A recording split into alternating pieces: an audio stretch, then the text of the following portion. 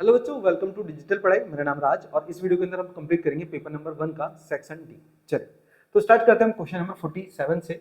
इस 47 क्वेश्चन में क्या लिखा है कि Nihan hire a taxi to visit his uncles house. मतलब उसके चाचा का जो घर है ना उसे देखने के लिए जाता है, उसके लिए एक टैक्सी करता है।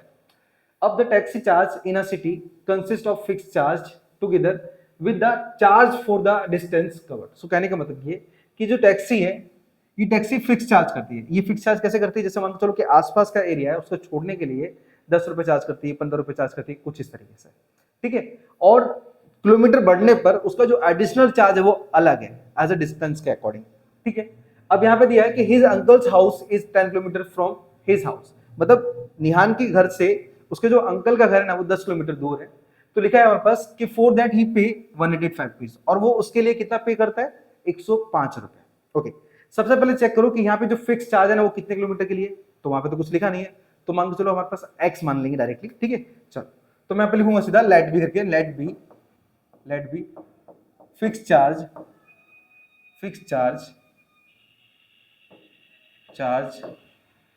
Is X and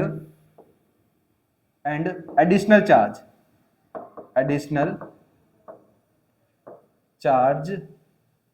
is Y, ठीक है।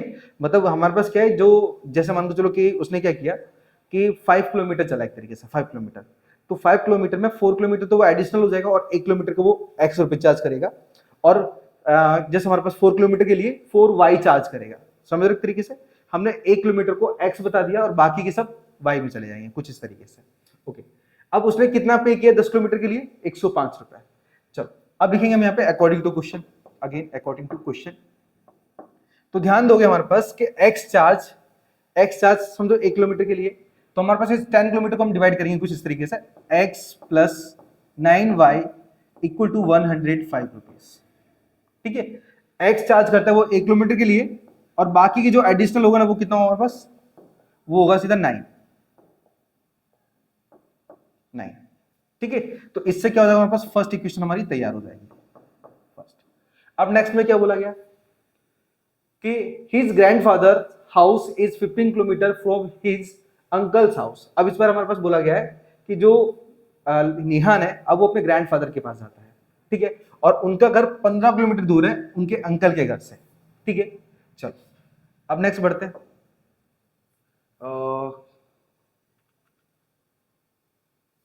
15 किलोमीटर ग्रैंडफादर हाउस, मैं यहाँ पे स्टेटमेंट डाल देता हूँ, ग्रैंडफादर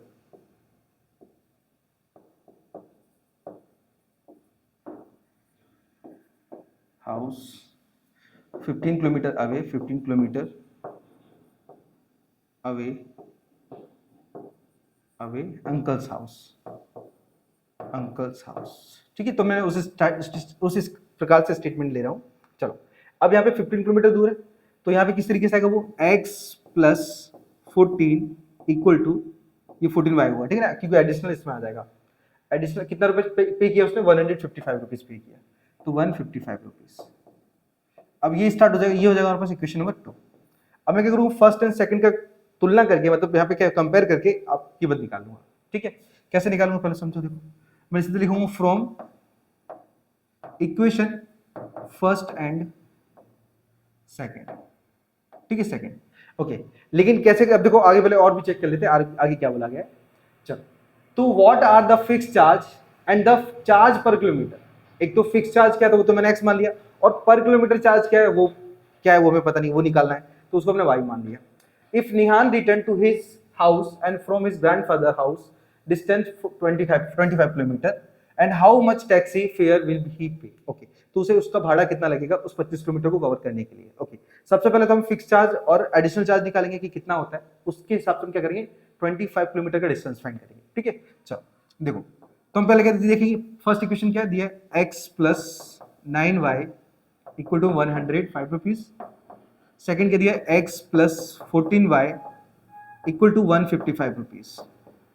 साइन चेंज करते हैं तो माइनस, ये भी माइनस, ये भी माइनस, ये हमारे पास प्लस का कोई वैल्यू नहीं रहा, इस वजह से x से x कट जाएगा, और ये माइनस का 40 है, 14 में से अगर 9 जाता ना तो 5 बचेगा, 5y एंड इक्वल टू यहाँ पे भी बड़ी वैल्यू है तो आंसर माइनस में आएगा। अब देखो 155 में से अगर मैं 150 मतलब 105 को घटाता हूँ ना, तो मेरे पास ओनली फॉर 50 बचेगा, एंड माइनस से माइनस कैंसिल हो जाएगा, 5 10 जा 50, मतलब जो y रुपीज है ना वो 10 होगा, या फिर बोल सकते हो कि हमारे पास जो एडिशनल चार्ज होगा वो 10 रुपीज होगा, ठीक है, पर किलोमीटर के हिसाब से। ओके चलो, अब हमने y तो निकाल लिया, अब हम निकालेंगे x। तो कोई भी एक इक्वेशन देखो अच्छा सा, मुझे फर्स्ट लग रहा है तो फर्स्ट में रख देते हैं कीमत, तो लिखेंगे the value of y put in equation first. अब फर्स्ट इक्वेशन क्या दिया है, x plus 9y equal to 105 rupees, ठीक है। चलो, तो x प्लस 9, y की कीमत कितनी है हमारे पास, 10 दी गई है, एंड इक्वल टू 105, तो x plus 90 equal to 105 rupees हो जाएगा, 90 उधर लेके जाएंगे, तो हमारे पास x इक्वल टू 105 माइनस 90 हो जाएगा, तो x की वैल्यू हमारे पास आएगी 15 रुपीज, ठीक है। मतलब क्या है, यहाँ पर जो उसका जो फिक्स चार्ज है ना वो 15 रुपीज का है, और जो एडिशनल चार्ज है वो y रुपीज का है, मतलब 10 रुपीज का है। ओके चलो, इतना तो चलो क्लियर हो गया कि मैंने निकाल लिया यहाँ पर कि उसका फिक्स चार्ज क्या है और उसका एडिशनल चार्ज क्या है। तो मैं यहाँ पे लिख देता हूँ स्टेटमेंट में कि फिक्स चार्ज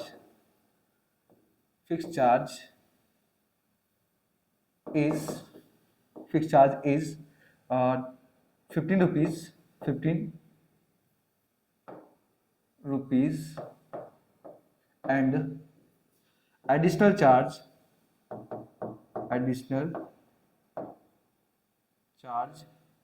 is 10 रुपीज, ठीक है। चलो, अब ये तो हमने आंसर निकाल लिया, लेकिन अब हमें निकालना है यहाँ पे कि उसका डिस्टेंस, किसका, निहान का जो घर है ना, निहान मतलब वापस घर लौटता है, और निहान के घर से उसके जो दादाजी का घर है ना वो 25 किलोमीटर दूर है, ठीक है। चलो, अब यहाँ पे क्या करेंगे हम, हाउ मच पे, मैं लिखूंगा यहाँ पे, डायरेक्ट ले लूँ क्या, चलो डायरेक्ट ले लेते हैं। ओके, अब यहाँ पे उसका जो उसके ग्रैंडफादर का जो घर है ना 25 किलोमीटर अवे, मैंने लिख देता है यहाँ पे, स्टेटमेंट लिखना जरूरी है वैसे, ग्रैंडफादर्स हाउस, कौन, just wait,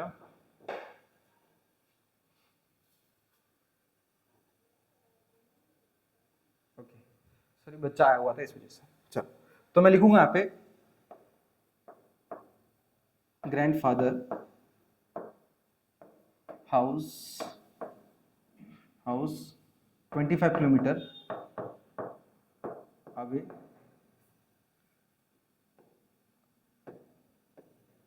from his house. कौन है,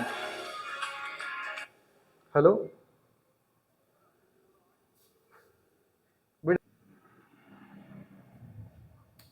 ओके चलो, तो यहाँ पे अब निकालेगा कि 25 किलोमीटर का फेयर निकालेगा, मतलब भाड़ा कितना होगा। ओके, तो मैं लिखूंगा यहाँ पे फेयर ऑफ 25 किलोमीटर, मतलब 25 किलोमीटर का भाड़ा निकालते हैं, ठीक है। चल, तो कैसे निकालेंगे हमारे पास, तो फिक्स चार्ज कितना था, फिक्स चार्ज था हमारे पास x प्लस, अभी 25 में से 1 किलोमीटर हमने हटा दिया, तो कितना बचा हमारे पास 24 किलोमीटर, ठीक है। तो उसको हम क्या करेंगे, y लिखेंगे, y। अब इक्वल टू हम क्या करेंगे, सब कीमत रखेंगे, तो x की कीमत कितनी थी हमारे पास, x की कीमत थी 15 रुपीज प्लस 24, और जो y की कीमत हमारे पास 10 दी गई है, तो इक्वल टू 15 प्लस मल्टीप्लाई करेंगे तो हमारे पास कितना होगा, ये हो जाएगा 240 किलोमीटर, सॉरी 240 रुपीज, इनको जोड़ेंगे ना तो हमारे पास 255 रुपीज आएगा, ठीक है। जो यहाँ पर 25 किलोमीटर का जो भाड़ा आएगा ना वो आएगा हमारे पास 255 रुपीज, ठीक है। तो यही आंसर होगा इस क्वेश्चन का, बहुत सिंपल एक तरीके से हम आराम से कर सकते हो, आप अपने अनुसार कर सकते हो, मैं अपने तरीके से बता रहा हूँ, ना तो मैं असाइनमेंट में देख रहा हूँ ना ही कुछ, और सिंपल वे से बता रहा हूँ, बहुत ईजी है यार एक तरीके से, ठीक है। चलिए, सो बढ़ते हैं इसके अगले क्वेश्चन की तरफ। चलिए, okay, question number 48।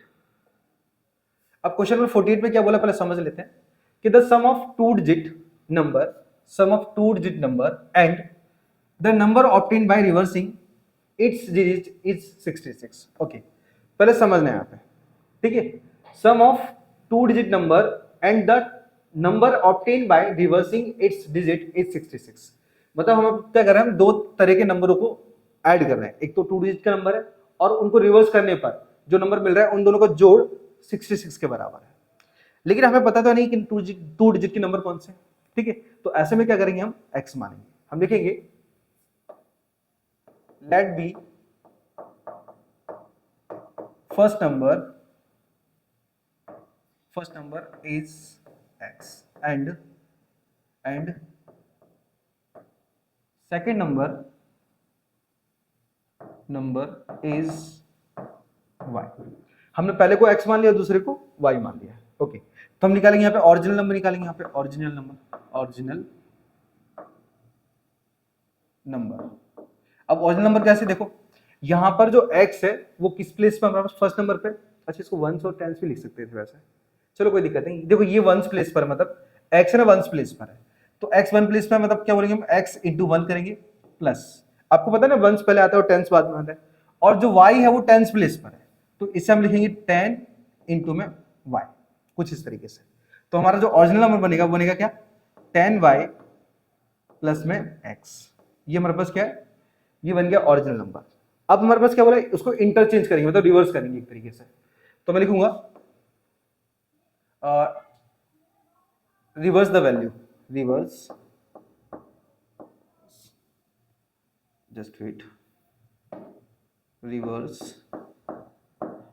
The value, ठीक है। अब जब रिवर्स करेंगे इससे, तो क्या हमारे पास जो x वन प्लेस पे था वो टेंस प्लेस पर आ जाएगा, और जो टेंस प्लेस पर y था वो x हो जाएगा। मतलब बोल सकते हो कि इनको चेंज कर दो खाली, x और y को। तो यहाँ पे हम लिखेंगे यहाँ पे हमारा जो न्यू नंबर है, वो न्यू नंबर क्या बनेगा हमारे पास, 10x प्लस y, ठीक है। मतलब उसको इंटरचेंज कर दिया मैंने, x है मतलब y की जगह पे x लिख दिया और x की जगह पे y लिख दिया, कुछ इस तरीके से, ओके। अब हम लिखेंगे अकॉर्डिंग टू क्वेश्चन। इसमें बोला था कि सम कौन से नंबर को सम करेंगे हम, एक तो टू डिजिट का नंबर है जो कि मैंने ये निकाला है, और एक इंटरचेंज करने पर जो दूसरा निकाला, इन दोनों का सम 66 के बराबर होगा। तो आप लिख पाओगे यहाँ पे 10y प्लस x प्लस में 10x plus y equal to हमारे पास क्या आएगा 66। यहाँ पे इनको ऐड कर लेते हैं, देखो 10x और x 11x हो जाएगा, प्लस सेम 10y और y 11y हो जाएगा, एंड इक्वल टू 66। यहाँ से कॉमन ले लेंगे 11, तो अंदर बचेगा x plus Y equal to में 66। अब 11 6 जा 66, मतलब x प्लस वाई की जो वैल्यू मिलेगी ना हमें वो 6 मिलेगी। ये हमारा फर्स्ट इक्वेशन हो जाएगा, ठीक है। आई होप क्लियर हो गया हो कि किस तरीके से मैंने इसको फाइंड आउट किया, ठीक है। चलो अब हम आगे बढ़ते हैं। अब कंडीशन देखते हैं, आगे लिखा है कि इफ द डिफरेंस, मतलब digits of numbers difference bye 2, मतलब जो डिजिट निकाले ना फर्स्ट एंड सेकंड, इनके जो डिफरेंस है ना बीच के, वो कितने दिया हमारे पास 2 दिया है। मतलब हम लिख सकते हैं सीधा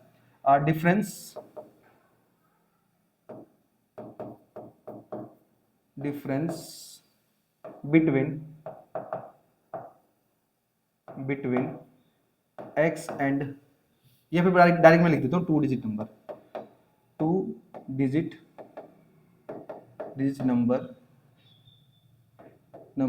इज 2, ठीक है। क्योंकि जो डिफरेंस है ना वो 2 डिजिट के नंबर का, वो क्या हमारे पास 2 है। तो अब लिखो होगा सीधा x minus Y equal to में 2, ये आपका डायरेक्टली हमारे पास इक्वेशन आ जाएगा सेकंड वाला। अब आपके पास देखो x यहाँ पे भी सेम है, x वहां पे भी सेम है, तो क्या करो एलिमिनेशन से फटक से क्या करो कीमत निकालो। तो यहाँ पे क्या पूछा गया हमारे पास कि find the number, how many such numbers are there, okay. चलो तो पहले निकाल लेते हैं हम यहाँ पे फ्रॉम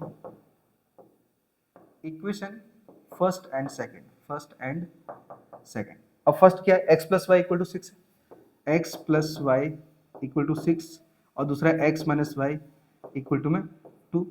साइन चेंज कर दो, इसके साइन चेंज करेंगे तो यहाँ पे जो प्लस था वो माइनस कर देंगे, जो माइनस है वो प्लस कर देंगे, और जो प्लस है वो माइनस कर देंगे। अब ये बीच वाले साइन का कोई मतलब नहीं है, x से x कट गया और ये y दोनों प्लस के हैं, तो प्लस का 2y हो जाएगा सीधा, और इसमें से घटाएंगे तो हमारे पास 4 बचेगा, और 2 से 4 2 टाइम में कट जाएगा, मतलब हमारे पास जो y की कीमत आएगी ना वो 4 आ जाएगी।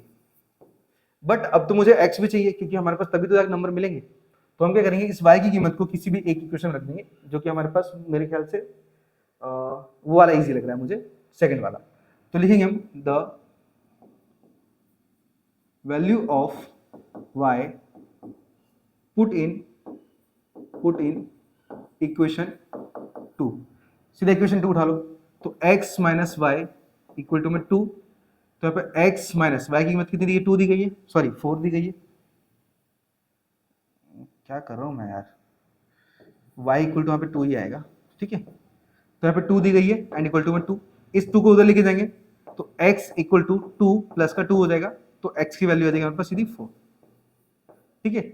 अब लास्ट में क्या बोला था, find the number how many such numbers are there, कौन कौन से नंबर्स यहाँ पे हैं, मतलब हमारे पास दो ही प्रकार के नंबर थे, एक तो ओरिजिनल नंबर था और एक रिवर्स करने पर न्यू नंबर था, तो इन दोनों नंबर को क्या करना है, बताना है कि कौन कौन से नंबर्स थे। ओके, तो पहले मैं निकाल लेता हूं ओरिजिनल नंबर, ओरिजिनल नंबर, ठीक है। तो ओरिजिनल क्या नंबर क्या लिया था हमने, ओरिजिनल नंबर लिया था 10y प्लस एक्स, तो इक्वल टू 10, y की कीमत कितनी है हमारे पास, y की कीमत 2 है प्लस x की कीमत 4 है, तो इक्वल टू 20 प्लस 4, यानी ये हो जाएगा 24, ठीक है। एक तो हमारे पास क्या हुआ, जो ओरिजिनल नंबर है वो 24 हो जाएगा। अब हम निकालेंगे कौन सा, न्यू नंबर, न्यू नंबर, तो न्यू नंबर क्या था हमारे पास, 10y प्लस x था, चल तो 10, y की कीमत कितनी थी हमारे पास, y की कीमत 2 थी एंड प्लस x की कीमत कितनी थी, 4 थी, अरे सॉरी ये वही निकाल दिया क्या मैंने, ये ओरिजिनली लिख दिया मैंने, यहाँ पे आएगा हमारे पास 10x प्लस y आएगा, तो 10x की कीमत हमारे पास कितनी थी, 4, 4 प्लस जो y की कीमत थी वो 2 थी, तो यहाँ पे 10 4 40 प्लस 2 हमारे पास आएगा 42, ठीक है। तो ये दो प्रकार के नंबर थे हमारे पास, एक था 24 और दूसरा था हमारे पास 42, ठीक है। देखो 10x प्लस वाई लिखा है, देखो हमारे पास 10x प्लस वाई लिखा है, मैंने गलती से ओरिजिनल नंबर लिख दिया था, जो कि ओरिजिनल हमने ऑलरेडी निकाल लिया है, ठीक है। तो ये है हमारे पास क्वेश्चन नंबर 48 का आंसर। चलिए बढ़ते हैं इसके अगले क्वेश्चन पर।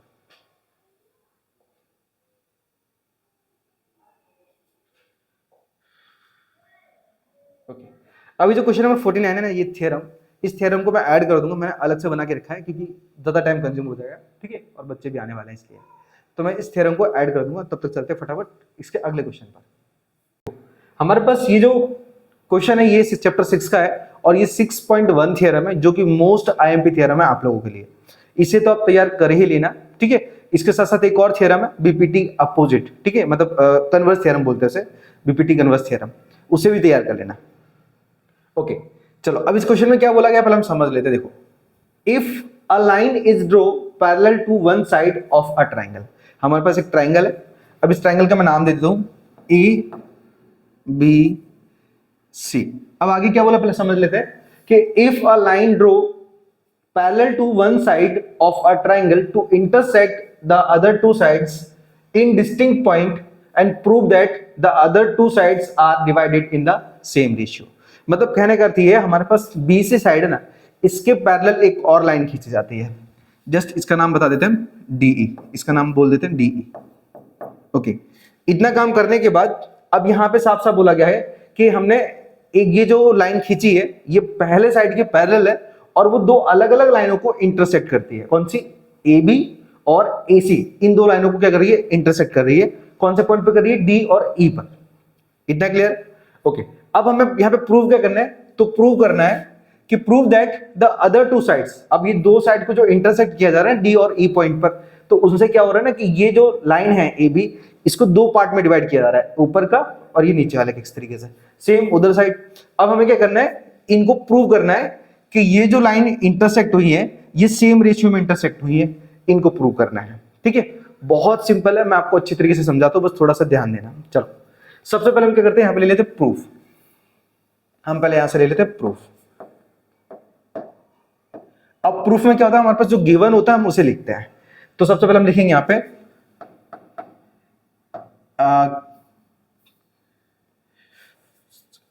ट्राइंगल, देखो हम लिखेंगे यहां पे गिवन, ये फिर डायरेक्टली ले सकते हैं, देखो हमने ये ड्रॉ किया एक तरीके से, तो उसको इस तरीके से ले सकते हैं, draw a triangle ABC and DE parallel to one side, DE आगे लिख देते हैं, वापस लिख देते हैं draw DE parallel parallel to कौन सी साइड के, बीसी साइड के, B C and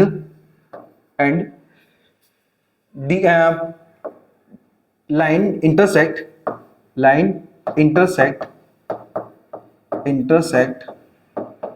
at point D and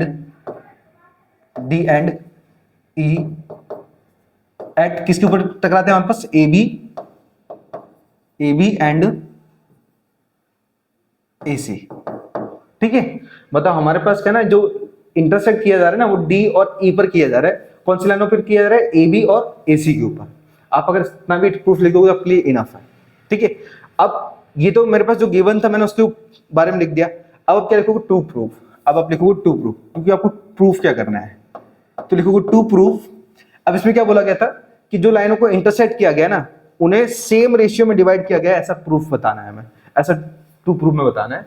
तो आप बोल सकते हो यहाँ पे कि जो AD है इसका रेशियो किससे बन रहा है हमारे पास, DB से, और इसके बराबर है हमारे पास AE अपॉन में EC। ये हमें प्रूफ करना है, ओके। चलो अब हम क्या करेंगे, जो हमने बताना है यहाँ पे, मतलब क्या क्या हम लेके चलेंगे एक तरीके से वो सारी चीजें। सबसे पहले हम देखो यहाँ पर ज्वाइन करेंगे कुछ चीजें, जैसे हम D से C ज्वाइन करेंगे और B से E ज्वाइन करेंगे। तो लिखेंगे join BE and DC, join BE and DC। तो हम क्या करते हैं, ज्वाइन भी कर लेते हैं साथ में। ये हमने DC ज्वाइन कर लिया और ये हमने BE ज्वाइन कर लिया। ठीक है, मैं हाथ से करूँ तो थोड़ी लाइन टेढ़ी है, चल जाएगी एक तरीके से, आपको चलाना ही पड़ेगा। चलो अब इतना काम करने के बाद एंड ड्रो। अब हमें क्या करना है, ड्रो क्या करना है, हमारे पास जो AB है ना इसके ऊपर परपेंडिकुलर बनाना है कुछ इस तरीके से।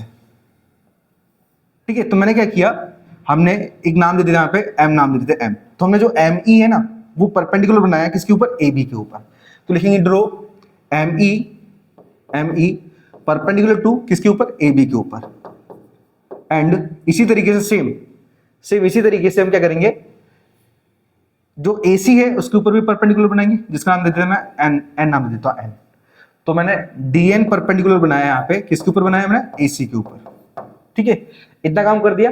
अब हमें एक फॉर्मूले की जरूरत होगी और हमारा तुरंत सवाल सॉल्व हो जाएगा। कौन सा फॉर्मूला हमारे पास, वो एरिया ऑफ ट्रायंगल, क्योंकि हम ट्रायंगल की फॉर्म में ही लेके चल रहे हैं इस वजह से। ओके, अब वो फॉर्मूला हमारे पास, सब हम फॉर्मूला यूज करेंगे यहाँ पे। फॉर्मूला आपके ऊपर डिपेंड है, आपको फॉर्मूला लिखना है या नहीं लिखना है। ठीक है, लेकिन मैं आपको बता देता हूँ। देखो फॉर्मूला होता है हमारे पास, जस्ट वेट, मैं डायरेक्ट यहाँ पे लिख दूंगा एरिया ऑफ ट्रायंगल।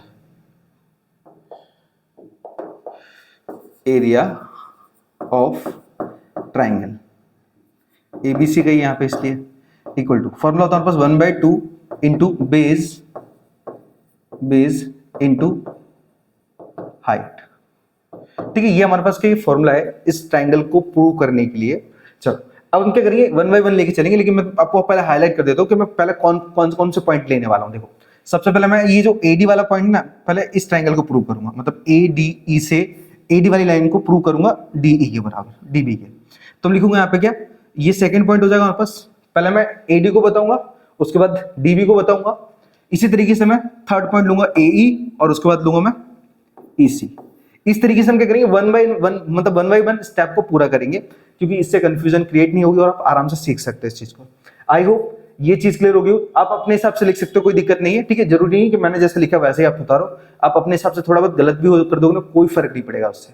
ठीक है, मैन आपका पास थ्योरम है कि आप इसके बाद क्या करते हो, वो चीज आपके लिए ज्यादा मायने रखती है, तो थोड़ा सा ध्यान रखना। देखो अब क्या करोगे आप, सबसे पहले आप पार्ट लोगे ADE, क्योंकि आपको फर्स्ट पार्ट प्रूव करना है। वहां पे नंबर मत डालना, लेकिन मैं समझा रहा हूं कैसे। देखो तो अब लिखोगे इन ट्रायंगल ADE, लिखोगे आप इन ट्रायंगल ADE। ओके, अब ये ADE क्या करोगे आप, एरिया निकालोगे। तो आप लिखोगे इन शॉर्ट में एरिया ऑफ ट्रायंगल ADE बराबर 1/2, क्योंकि ट्रायंगल का एरिया क्या होता है 1/2 इंटू बेस। अब देखो हमारे पास ADE, अगर यहां पर अब बेस देखोगे ना, तो बेस किसको बोला जाता है, जो परपेंडिकुलर का आधार होता है, जो बेस होता है। तो देखो परपेंडिकुलर कौन सा हमारे पास ME है, ये जो एम ई है ये परपेंडिकुलर है किसके ऊपर, ए बी के ऊपर, या फिर बोल सकते हो ए डी के ऊपर। तो आप डायरेक्टली लिख सकते हो यहाँ पे इनटू, अब बेस क्या बनेगा हमारे पास ए डी, क्योंकि परपेंडिकुलर ये है तो इसका बेस ए डी ही बनेगा। तो आप देखोगे इनटू में ए डी, इनटू में परपेंडिकुलर क्या है हमारे पास एम ई, तो एम ई। इसको आपको बताना है फर्स्ट इक्वेशन, कुछ इस तरीके से। बहुत सिंपल है, कोई ज्यादा हार्ड नहीं है, सिर्फ आपको थोड़ा सा अच्छे से समझना है, ठीक है। चलो अब इसी तरीके से मैं क्या करूंगा, आगे चलता हूं। चलो तो ये हमारे पास क्या फर्स्ट इक्वेशन हो गया। इसी तरीके से मैं लिखूंगा इन ट्राइंगल, इन ट्राइंगल मैंने फर्स्ट पार्ट पूरा कर लिया, मतलब ये वाला। अब मैं यहाँ पे सिमिलरली लिख सकता हूँ, यहाँ पे वैसे चलो सिमिलरली में डाल देता हूँ, सिमिलरली आपकी इच्छा है आप ले सकते हो डायरेक्टली, मैं लिख दूँ सिमिलरली, सिमिलरली। अब क्या हुआ पास, जिस तरीके से मैंने ऊपर का पहला पार्ट सॉल्व किया है वैसे सेकंड की बात करेंगे, लेकिन ट्रायंगल कौन सा होगा, डी बी ई, याद रखना डी बी ई। तो आप लिखोगे सीधा area of triangle, triangle D B E, D B E बराबर 1/2 इंटू, अब हमारे पास बेस क्या है, यहाँ पे बेस है हमारे पास डीबी, डीबी। अब परपेंडिकुलर क्या बनेगा, तो परपेंडिकुलर एम ई ही बनेगा।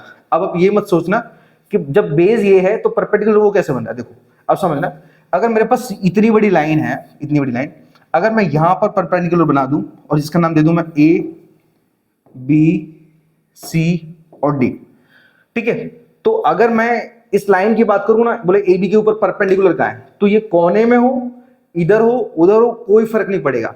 या फिर चलो मैंने एक और नाम दे दिया ए बी सी डी, इसका नाम ई दे दिया। अब मैंने बोला ई बी का परपेंडिकुलर कौन है, तो लाइन तो ये पूरी एक ही है, तो ये इसका परपेंडिकुलर कहीं भी बने, कहीं भी बने, माना इस पूरी लाइन पर ही जाएगा। तो इसी तरीके से हमारे पास जो ए बी के ऊपर परपेंडिकुलर है ना एम ई, वो नीचे के लिए भी होगा और ऊपर के लिए भी होगा। तो ये चीज याद रखना, ठीक है। चलो ओके, नाउ तो बेस क्या हुआ हमारे पास, तो बेस हुआ डीबी, डीबी और परपेंडिकुलर तो आपको पता ही है एम ई ही होगा। ये हो गया हमारे पास इक्वेशन नंबर 2। अब हम क्या करेंगे, इस पहले इक्वेशन से और दूसरे इक्वेशन से अपनी फाइनल इक्वेशन निकालेंगे। क्या लिखेंगे हम यहाँ पे, हम लिखेंगे from equation first and second, पहली और दूसरी इक्वेशन से लेंगे। तो देखो हमारे पास पहला इक्वेशन कौन सा, ये वाला है, तो लिखूंगा मैं area of triangle A D E equal to 1/2 into base क्या था हमारे पास ए डी इंटू हाइट क्या थी हमारे पास एम ई, ठीक है। मैं यहां से देख के लिख रहा हूं क्योंकि बार बार मुड़ना नहीं पड़ रहा है एक तरीके से, तो आप ये भी तो आ सकते हो, उससे कोई फर्क नहीं पड़ता। इसी तरीके से अपॉन में क्या लिखोगे, area of triangle, area of triangle कौन सा ट्रायंगल हमारे पास डी बी ई है, तो लिखोगे यहाँ पे D B E equal to 1/2, ये भी अपॉन में आएगा, अरे इसके अपॉन में हमारे पास आएगा इनटू में। अब देखो हमारे पास जो ट्रायंगल डीबीई का बेस क्या है, तो बेस हमारे पास डीबी है, डीबी है इनटू, और जो हाइट क्या है, हाइट हमारे पास एम ई है, एम ई। यहां पे क्या होगा, एम ई से एम ई कट जाएगा और 1/2 से 1/2 कट जाएगा, ठीक है। अब हमारे पास यहां पर जो कीमत बची है ना, वो क्या लिखेंगे हम लिखेंगे area of triangle A D E upon में area of triangle D B E बराबर, डी बी ई बराबर हमारे पास सिर्फ बचा A D upon D B. ये हो जाएगा हमारे पास इक्वेशन नंबर 3। ये हमारे पास मेन इक्वेशन है, तो मैं इसको हाईलाइट कर देता हूँ येलो कलर में, ठीक है। हमारे पास ये येलो कलर में हाईलाइट कर दिया क्योंकि हमारे पास इन दोनों का हमने रेशियो निकाल लिया है। अब इसी तरीके से मैं क्या करूंगा, 3 और 4th साइड का रेशियो निकालूंगा। चलो हम चलते हैं इसके नेक्स्ट पेज पर। ओके, अब सारी चीजें गायब हो गई तो थोड़ा ध्यान देना। चलो अब हमारे पास मैं बात करने वाला हूँ ये तीसरी साइड की। मैं यहाँ पे फिर से लिख दे रहा हूँ एक बार, A B C D E M और एन, ये भी परपेंडिकुलर होगा, ठीक है। तो मैंने क्या किया, वापस से रैंडम ड्रॉ कर लिया है। देखो वैसे ये ट्रायंगल ऑलरेडी बना हुआ है, लेकिन क्या है ये इसमें पेजेस होते हैं, तो आगे पेज पे पढ़ेंगे ना तो ये पेज क्या होगा, पीछे चला जाएगा, इसके बाद नेक्स्ट पेज आ जाएगा, ठीक है। चलो अब यहाँ पे हमने क्या किया, अब हमने यहाँ पे ये जो पहले पॉइंट थे और जो दूसरे पॉइंट थे, इनको क्या किया हमने सेम रेशियो में बता दिया एक तरीके से। अब मैं थर्ड पार्ट और फोर्थ पार्ट की बात करूंगा। तो मैं थर्ड पार्ट के लिए क्या करूंगा, ऊपर वाला ट्रायंगल लूंगा, उसको लिखूंगा मैं ए डी ई। तो अब लिखोगे फिर से इन ट्राइंगल ए डी ई, फॉर्मूला लगा दोगे यहाँ पे, area of triangle A D ई बराबर 1/2 इंटू बेस क्या होगा, तो बेस हम थर्ड की बात करें तो यहाँ पे ए ई होगा, तो लिखेंगे यहाँ पे ए ई इंटू, अब इसके ऊपर परपेंडिकुलर मतलब हमारे पास जो हाइट है या फिर परपेंडिकुलर वो क्या होगा हमारे पास M E sorry D N होगा, या फिर उसे एन डी बोल सकते हो, कोई दिक्कत नहीं है, मैं डी एन लिख देता हूँ डी एन। ठीक है, ये हो गया हमारे पास इक्वेशन नंबर फोर्थ, ये फोर्थ इक्वेशन हो गया। अब हम क्या करेंगे, जैसे हमने थर्ड पार्ट को सॉल्व किया इसी तरीके से फोर्थ को लेंगे, हम लिखेंगे यहाँ पे सिमिलरली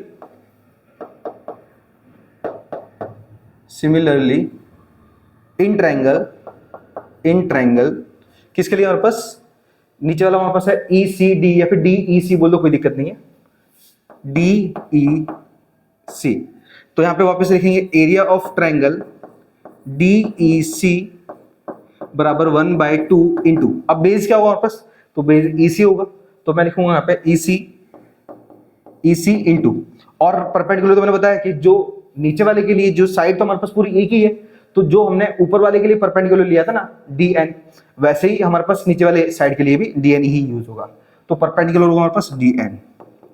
ये हो गया हमारे पास इक्वेशन नंबर फिफ्थ। अब क्या करूंगा, फोर्थ और फिफ्थ से अपने थर्ड और फोर्थ साइड का रेशियो निकाल पाऊंगा, तो मैं लिखूंगा from equation fourth and fifth पर से, फोर्थ एंड फिफ्थ पर से, तो अब क्या करेंगे, इन दोनों को ले लेते हैं, तो अब लिखोगे area of triangle A D E upon में एरिया ऑफ ट्राइंगल कौन सा डी ई सी, डी ये ट्राइंगल डी ई सी बराबर 1/2 बेस क्या वापस ए ई और हाइट क्या वापस तो डी एन है, डी एन अपॉन में 1/2 इंटू बेस क्या वापस तो ई सी इंटू डी एन से डी एन कट गया और 1/2 से 1/2 कट गया, तो बचाएगा हमारे पास ए ई अपॉन में ई सी, तो ये हो जाएगा हमारे पास इक्वेशन नंबर 6 नंबर का। लेकिन हमने देखो ये जो पहला साइड का दूसरे साइड के साथ रेशियो निकाल लिया, तीसरी साइड का चौथे साइड के साथ रेशियो निकाल लिया, बट अभी भी जाके प्रूव नहीं हुआ, एक लास्ट मैन पॉइंट बचा है हमारे पास, वो याद रखना। देखो हमारे पास अगर मैं ऊपर की ट्रायंगल की बात करूंगा या फिर नीचे वाले ट्रायंगल की बात करूंगा, देखो ऊपर तो सिर्फ एक ही ट्रायंगल लेके चल रहे थे हम, ए डी ई हर बार, लेकिन नीचे दो ट्रायंगल थे, कौन कौन से, एक तो डी बी सी, मैं हाईलाइट कर दे रहा हूं कौन कौन से थे, एक तो डी बी सी,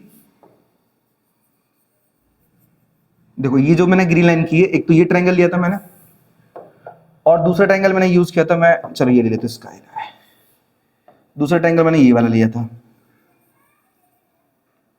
ओके, अब क्लास 7th के अंदर एक थ्योरम थी छोटी सी कि जब कोई दो ट्रायंगल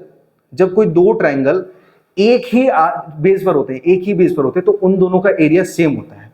तो इससे क्या हो जाएगा हमारे पास कि इन दोनों का जो डिस्टेंस है वो कंफर्म हो जाएगा कि बराबर था, और लास्ट हम प्रूव कर पाएंगे कि ये एक क्या हमारे पास इनका जो इंटरसेक्टिंग पॉइंट है ना वो एक सेम रेशियो में है। बस खाली इतना करना है हमें, ठीक है। तो हम कैसे लिखेंगे, हम लिखेंगे कि ट्रायंगल कौन सा हमारे पास, एक तो डी बी ई एंड दूसरा ट्रायंगल कौन सी है, दूसरा ट्रायंगल हमारे पास था डी बी ई ले लिया, तो डी ई सी ले लेते हैं, triangle D E C on the same base and both triangle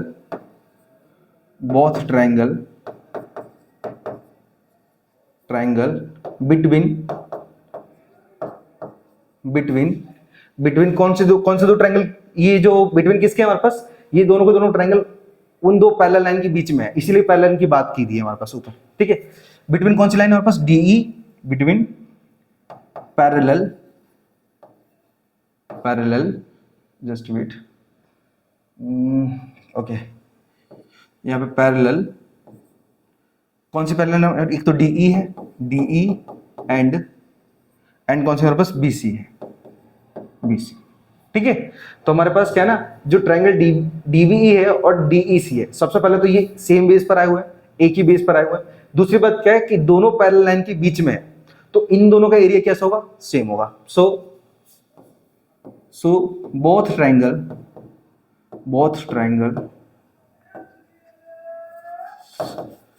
area are same. ठीक है, अब जब सेम हो जाएगा तो क्या कर पाएंगे हम लिख पाएंगे कि जो ट्रायंगल DBE है वो बराबर बनेगा ट्रायंगल DEC के, और ये आ जाएगा हमारे पास एक फाइनल इक्वेशन। ठीक है, ये आ जाएगा हमारे पास फाइनल इक्वेशन, मतलब इक्वेशन नंबर 7। 6 तक तो हम यहाँ पे निकाल चुके थे। ठीक है, अब सीधा क्या करेंगे, देखो हमने क्या किया, यहाँ पे ले लिया। अब डायरेक्ट आप लिख पाओगे यहाँ पे फ्रॉम इक्वेशन। कौन कौन सी इक्वेशन थी, एक तो हमारे पास थर्ड इक्वेशन थी मैन, जिसको मैंने येलो कलर में हाईलाइट किया था, फ्रॉम इक्वेशन थर्ड। उसके बाद मैन कौन सी इक्वेशन है, 6 और एक फाइनल इक्वेशन हमारे पास 7 पर से। अब फ्रॉम इक्वेशन, अब इन तीनों पर से क्या हो जाएगा हमारे पास, प्रूव कर पाओगे, आप लिखोगे हैंस प्रूव्ड। मैं यहाँ पे पहले अपना वो डाल देता हूं, एडी अपॉन में डीबी बराबर और एई अपॉन में ईसी। मतलब हमारे पास क्या होगा, जो एडी का रेशियो वो डीबी के बराबर होगा और जो एई का रेशियो वो ईसी के बराबर होगा, और इन दोनों का रेशियो आपस में इक्वल होगा।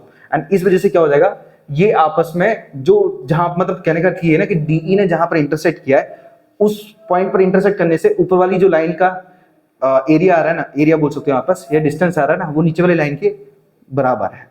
ठीक है, बस इसी को बोलते हैं हम सेम रेशियो। ठीक है, आप बस लिख पाओगे लास्ट में सीधा हेंस प्रूव।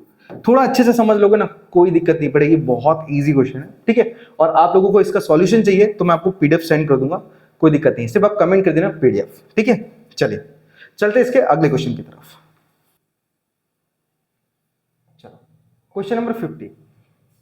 अब क्वेश्चन नंबर 50 में क्या बोला है कि Anil's height is 90 centimetre and he is walking away from the base of lamp and post at a speed of 1.2 metre per second, and if the lamp is 3.6 metre above the ground and find the length of his shadow after 4 second. Okay, पहले समझना है यहाँ पे कुछ इस तरीके से, ये क्या, एक लैंप है, ये लैंप है, समझो लैंप ये इस तरीके से जल रहा है, देखो ना ऐसे लैंप लगे हो तो रोड साइड।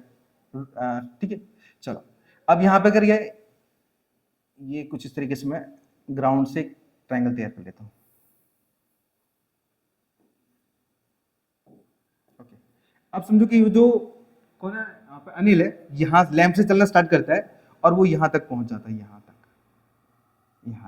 ठीक है, तो लैंप को मैंने मान लिया ए बी सी डी ई। ठीक है, आपको आपकी इच्छा है, आप कुछ भी मान लो यहाँ पे वर्टेक्स को। ठीक है, अब लैंप की हाइट कितनी दी गई है बस 3.6 मीटर, 3.6 मीटर। ओके, और यहाँ पे जो आफ्टर 4 सेकेंड बोला गया ना, ठीक है, हमारे पास जो स्पीड है ना, अनिल की जो स्पीड है, वो दी गई है 1.2 मीटर पर सेकेंड दी गई है, 1.2 मीटर पर सेकेंड। चलो तो हम लिखेंगे यहाँ पे आफ्टर 4 सेकेंड। अब 4 सेकेंड बाद तो फिर उसकी कितनी होगी, तो हम डिस्टेंस निकालना है यहाँ पे, डिस्टेंस। ठीक है, तो यहाँ पे क्या निकालेंगे आप, डिस्टेंस। अब 1.2 मीटर पर सेकेंड की स्पीड है और 4 सेकेंड बाद 4 सेकेंड से सेकेंड कट जाएगा, तो 12 4 जा 48, मतलब 4.8 मीटर हमारे पास हो जाएगा उसका डिस्टेंस। किसका, लैंप से लेके अनिल तक के बीच का। मतलब बोल सकते हो कि यहाँ पे ये 4.8 मीटर आया ना, वो बीई है, क्योंकि लैंप से चलना स्टार्ट किया कहां तक, ई तक। अब ई तक पहुंचा, कौन सी स्पीड में पहुंचा था, 1.2 मीटर पर सेकंड की स्पीड से चला था, और कितने सेकंड बाद, 4 सेकंड बाद वो ई पर पहुंच गया। ठीक है, तो अब क्वेश्चन में बोला गया हमारे पास कि यहां पर उसका शैडो निकालो, लिखा यहाँ पे फाइंड द मतलब length of his shadow after 4 second. तो 4 सेकंड के बाद का जो डिस्टेंस था वो हमने निकाल लिया कि वो ई डिस्टेंस था। ओके, अब समझना जो अनिल की हाइट है, अनिल की जो हाइट है, मैं आप लिख देता हूं, अनिल्स हाइट कितनी दी गई वापस, 90 दी गई है, लेकिन हम क्या करेंगे इससे सेंटीमीटर उसमें मैं लिख देता हूं पहले, ये 90 सेंटीमीटर दी गई है, लेकिन मैं इसे कन्वर्ट करूंगा किसमें, मीटर में। बिकॉज क्या हमारे पास क्वेश्चन जब मीटर में हो ना, तो सारा यूनिट है ना मीटर में ही होना चाहिए। या फिर सारे को क्या करो सेंटीमीटर में चेंज कर दो, लेकिन मुझे लगता है मीटर सबसे बेस्ट रहेगा, तो मीटर में चेंज कर दूंगा। तो एक्चुअली क्या हो जाएगा, ये 0.9 मीटर हो जाएगा। ठीक है, आप क्या करोगे 100 से डिवाइड करोगे, क्योंकि 1 मीटर में 100 सेंटीमीटर होता है, तो 100 से जैसे डिवाइड करोगे ना, आपका पूरा जो क्वेश्चन है वो मीटर में चेंज हो जाएगा। ठीक है, चलो अनिल की जो हाइट है वो 0.9 मीटर आ गई है, 0.9 मीटर आ गई है। अब हम क्या करेंगे यहाँ पे, जो बीपीटी है मतलब बेसिक प्रोपोर्शनलिटी थ्योरम यूज करेंगे और फटक से हमारे पास शैडोज की निकल आएगी। चलो तो लिखेंगे बाय बीपीटी। बीपीटी तो बीपीटी का फॉर्मूला कैसे बनेगा हमारे पास, अब हमारे पास दो ट्राइंगल है, कौन से, ट्राइंगल ए बी सी, एक तो बड़ा ट्राइंगल लिखूंगा मैं in triangle A B C, and दूसरा जो ट्राइंगल है हमारे पास वो छोटा वाला है डी ई सी, ट्राइंगल डी ई सी। अब कौन सा यूज कर रहे हैं, बाय बीपीटी थ्योरम यूज कर रहे हैं, तो हम क्या करेंगे, पहले हमेशा क्या होता है परपेंडिकुलर का जो रेशियो है वो परपेंडिकुलर से बनता है, तो लिखेंगे ए बी अपन में डीई, ए बी अपन में डीई इक्वल टू, और जो हमारे पास बेस, बेस क्या हमारे पास ये पूरा कंप्लीट लिया। ठीक है, तो मैं यहाँ पे लिखूंगा, यहाँ पे बेस लिखूंगा बीसी, बीसी अपन में ईसी, ईसी क्योंकि छोटे वाले ट्रायंगल का जो बेस है वो ईसी है। ठीक है, चलो अब सबकी कीमत रखते हैं हम, तो हमारे पास जो ए बी की जो कीमत है वो 3.6 मीटर है, 3.6 मीटर है, और जो अनिल की हाइट है वो 0.9 मीटर है, 0.9 मीटर इक्वल टू, अब जो बीसी है ना, बीसी ये दो चीजों से मिलकर बना है बीई और ईसी, तो बीई की तो कीमत दी गई है हमारे पास 4.8 मीटर, प्लस ईसी की नहीं दी है, तो मैं ईसी को ईसी लिख देता हूँ, ईसी अपॉन में, और अपन में क्या ईसी है तो ईसी की कीमत क्या लिखी है वो भी नहीं दी है हमारे पास, तो मैं ईसी को सेम ईसी लिख देता हूँ। ठीक है, मैं यहाँ पे एक बार बता देता हूँ कि हमारे पास जो बीसी है वो दो चीज मिला के बना है बीई प्लस ईसी। ठीक है, दो चीजों को मिला के बना है, तो मैंने क्या किया उसे स्प्लिट किया है, बीई की कीमत 4.8 डाल दी है और ईसी की जगह कोई था नहीं तो मैंने ईसी को ईसी लिख दिया। नाउ देखो नीचे से पॉइंट हटाएंगे तो ऊपर 10 चला जाएगा, और ऊपर से हटाएंगे तो नीचे चला जाएगा। ये 10 क्यों है, क्योंकि एक से के पहला पॉइंट इस वजह से। ठीक है, मीटर से मीटर कैंसिल कर दिया, 10 से 10 कैंसिल कर दिया। अब बचा क्या हमारे पास 36 डिवाइड बाय 9 इक्वल टू, यहाँ पे हमारे पास 4.8 मीटर प्लस ईसी अपॉन में ईसी, 9 1 9, 9 4 36, अब क्रॉस मल्टीप्लाई करो, ईसी का अगर मैं 4 से करूंगा ना तो ये 4 ईसी हो जाएगा इक्वल टू 1 का इधर करेंगे तो ये 4.8 मीटर प्लस ईसी आ जाएगा, ये एक ईसी है इसको इधर लेके जाएंगे तो हमारे पास क्या हो जाएगा 4 ईसी माइनस का एक ईसी माइनस का एक ईसी बराबर, यहां बचेगा सिर्फ 4.8 मीटर। अब देखो ये 4 ईसी में से अगर एक कटेगा ना तो हमारे पास 3 ईसी आ जाएगा, बराबर आएगा हमारे पास 4.8 मीटर। ठीक है, अगर ये ईसी नहीं फा रहा है ना तो आप क्या कर सकते हो, यहाँ पे ईसी की जगह पे एक्स मान सकते हो, तो आपका डायरेक्ट एक्स के फॉर्म में चलेगा। यहाँ पे देखो ये एक्स फॉर्म में हो जाएगा, तो ये 4x में से अगर 1x जाएगा तो हमारे पास 3x आ जाएगा। सेम ही तरीका है, बस खाली हम x मान लेते हैं क्योंकि ईजी पड़े, 3 अपॉन में चला जाएगा, तो E C equal to 4.8 metre upon में 3 आ जाएगा। अब पॉइंट हटाएंगे ना तो अपॉन में 10 आ जाएगा। ठीक है ना, अब क्या करेंगे हम, ये जो 4 पॉइंट मतलब 8 था ना वहां से पॉइंट हटा दिया तो वो 48 बन गया खाली। अब 3 1 3, एक इधर आ जाएगा हमारे पास, और 3 6 18। ठीक है, तो ईसी इक्वल टू हमारे पास 16 मीटर अपॉन में 10 आएगा। जब 16 को हम क्या करेंगे 10 से डिवाइड करेंगे ना तो ईसी की जो कीमत आएगी ना वो हमारे पास आएगी 1.6 मीटर आ जाएगी। ठीक है, तो हमारे पास जो शैडो होगी ना किसकी, अनिल की, तो मैं लिखूंगा the length of his shadow, the length of his shadow, his shadow after 4 second, after 4 second is 1.6 metre. ठीक है, लो हमारा आंसर सिंपल है, कोई ज्यादा हार्ड नहीं, सिर्फ थोड़ा सा ट्रिकी है, समझना पड़ेगा कि बीपीटी थ्योरम वगैरह वो सब कैसे यूज होती है, वो सारी चीजें नहीं मालूम पड़ रहा है तो चैप्टर का नाम है ट्रायंगल, कमेंट कर देना, मैं समझा दूंगा आपको। ठीक है, चलो चलते इसके अगले क्वेश्चन की तरफ, मैं साइड में हो जाता हूँ पहले।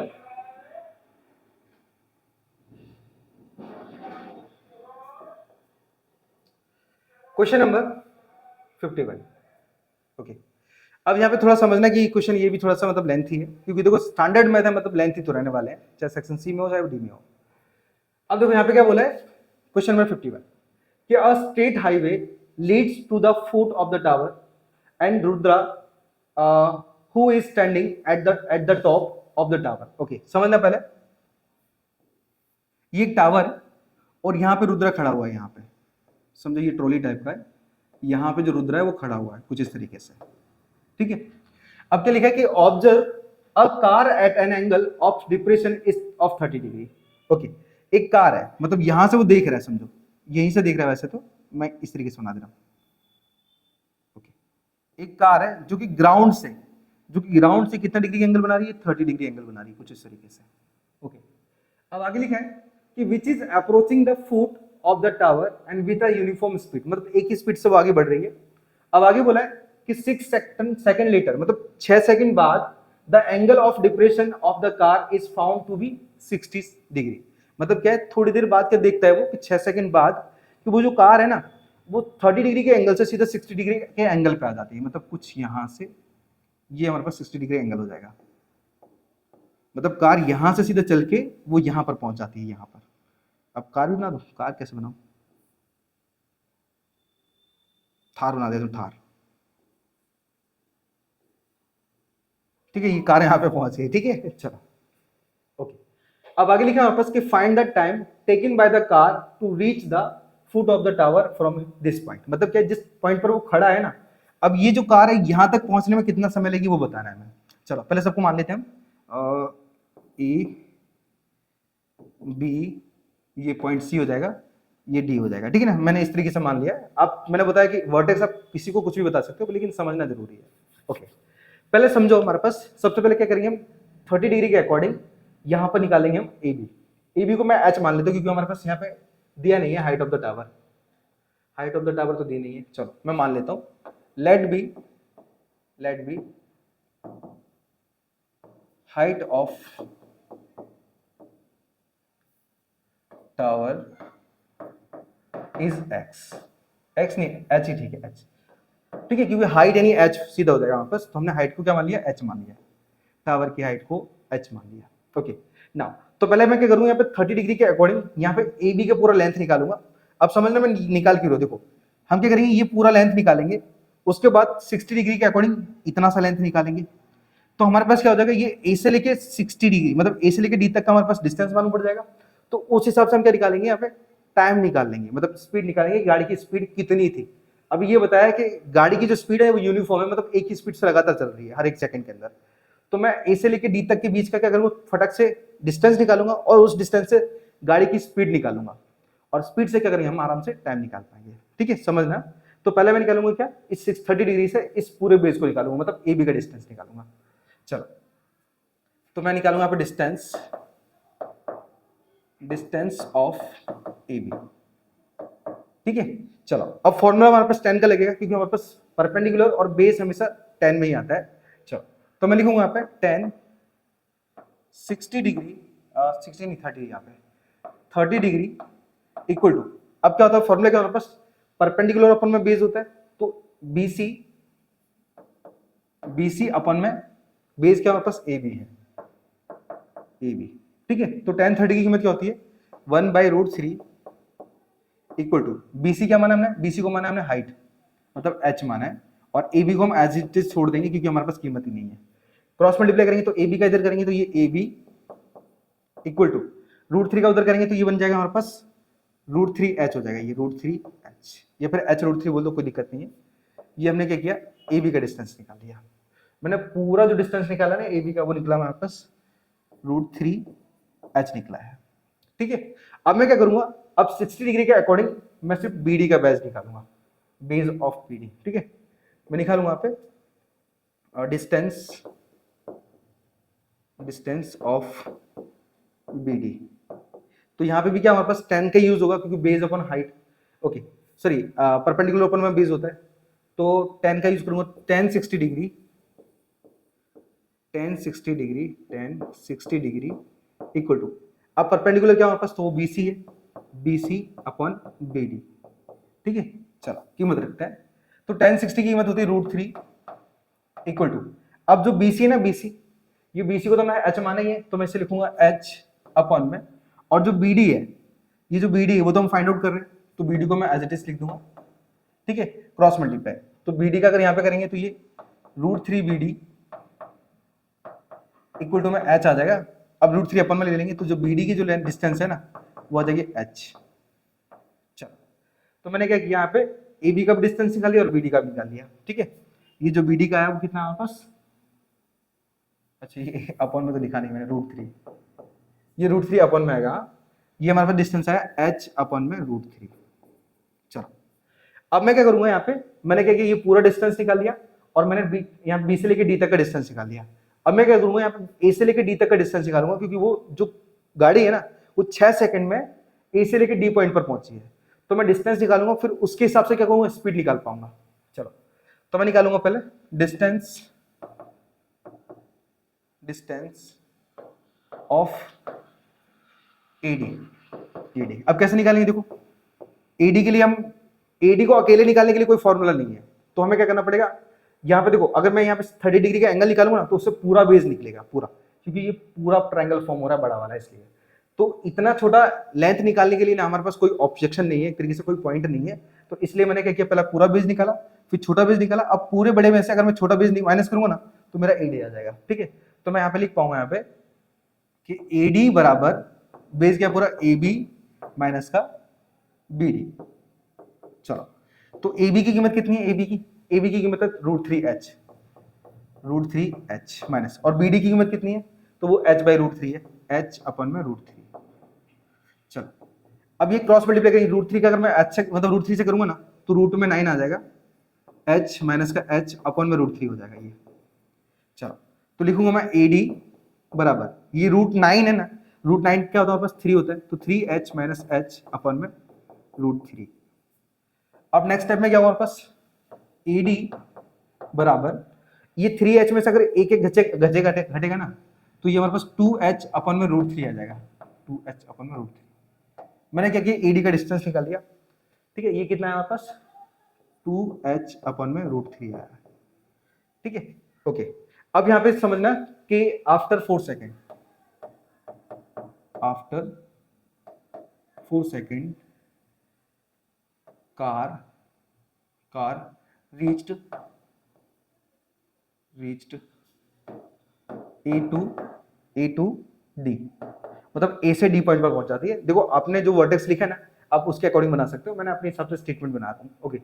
अब यहाँ पे 6 सेकंड था, 4 सेकंड नहीं था, माइंड के अंदर पिछले क्वेश्चन चलते रहते हैं इस वजह से, तो अब ये 6 सेकंड आ जाएगा।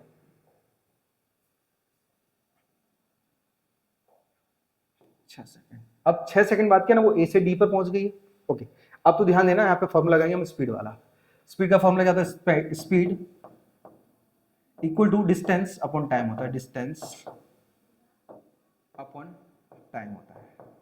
तो पहले मैं गाड़ी की स्पीड निकालता हूँ, तो स्पीड बराबर डिस्टेंस क्या हमारे पास A से लेकर D तक पहुंचने के लिए, ये 2h अपॉन में √3 है, अपॉन में टाइम कितना लगा उसको 6 सेकंड लगा था, ठीक है। तो क्या करना है हमें, ये देखो ये जो 6 है ना ये ऊपर चला जाएगा √3 के पास, देखो अपॉन में, जब अपॉन में अपॉन की वैल्यू होती है ना तो ऐसे में क्या बनेगा, ये स्पीड बराबर ये एक ऊपर चला जाएगा, मतलब बोल सकते हो यहाँ पर 2h अपॉन √3 इंटू में ये 1/6 हो जाएगा। मतलब क्या होता है, संख्या रेसिप्रोकल हो जाती है कुछ इस तरीके से। अब 2 1 जा 2, 2 3 यहाँ पे 6 हो जाएगा, तो मैं करूंगा इनको आपस में मल्टीप्लाई कर लूंगा।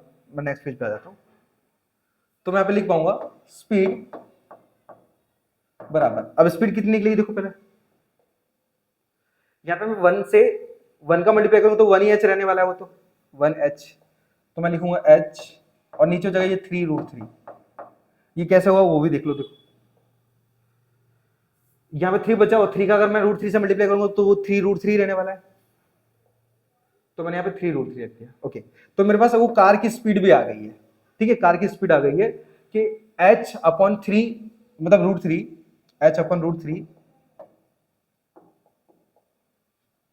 स्पीड किलोमीटर में मीटर में ये ले लेते हैं, मीटर पर सेकंड ले लेते हैं, या फिर जो भी तरीके से, देखो यहाँ पे मीटर वगैरह तो कुछ लिखा नहीं है, तो मैं यूनिट ले लेता हूँ, यूनिट पर सेकंड, मतलब 1 सेकंड में जो कार है वो h/3√3 इसकी स्पीड से चलती है। ठीक है, चलो अब मैं निकालूंगा यहाँ पे, क्या निकालूंगा कि वो जो कार है, कार वो डी से लेके बी तक के, मतलब डी से बी तक पहुंचने में कितना टाइम लेगी। ठीक है, तो मैं लिखूंगा the time taken by the car,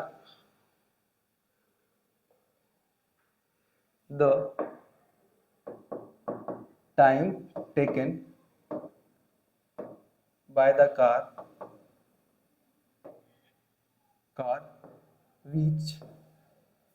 reach the foot of the tower, reach of the foot of tower।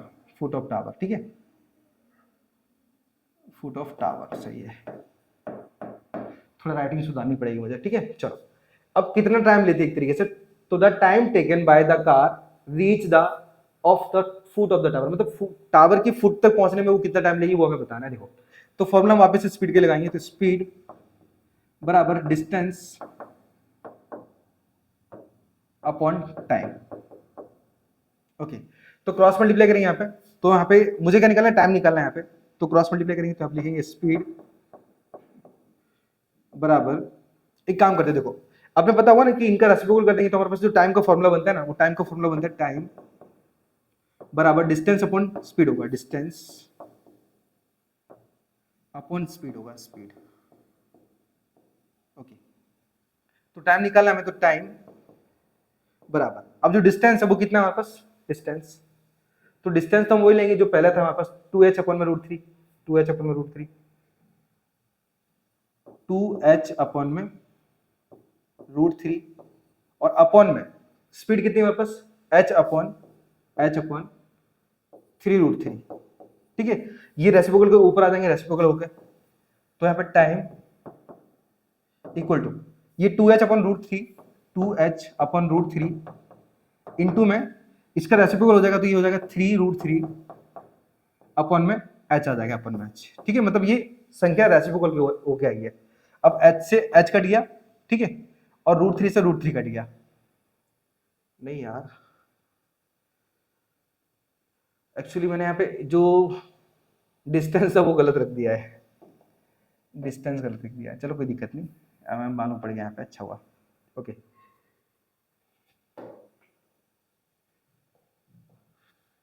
Actually जो डिस्टेंस है ना वो BD वाला लेना चाहिए, मैंने गलती से AD वाला ले लिया है। ठीक है, BD वाला जो डिस्टेंस है वो h अपॉन √3 है, h अपॉन √3, और जो स्पीड है कार की वो है h अपॉन 3√3 दी गई है। ठीक है, चलो तो ये संख्या ऊपर रेसिप्रोकल हो जाएगी, वो क्या आ जाएगी, तो h अपॉन √3 इंटू में 3√3 अपॉन में h आएगा, h से h कट जाएगा और √3 से √3 कट जाएगा, तो जो टाइम लगेगा ना, टाइम वो पर सेकंड आएगा हमारे पास 3 पर सेकंड, 3 पर सेकंड क्या 3 है क्या खाली। ठीक है, तो मतलब क्या है ना कि जो कार है वो डी से लेके बी तक का, जो बी तक पहुंचने के लिए ना कितना टाइम लेती है, टाइम लेती है 3 सेकंड का, 3 सेकंड का।